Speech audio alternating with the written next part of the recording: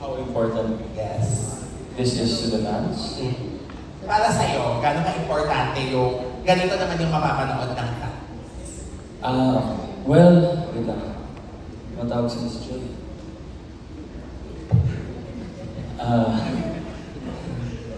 Okay, well, I think it's nice na iba naman side yung makita nila sa akin. For me naman as an actor, of course, we all want growth in everything that we do. So, for this film, it's new to me. Hopefully, the outcome is great. Yung comedy side, medyo nahirapan talaga ako, to be honest. But then, sinasabi na sa akin ni Direk na you just have to smile and just keep it light.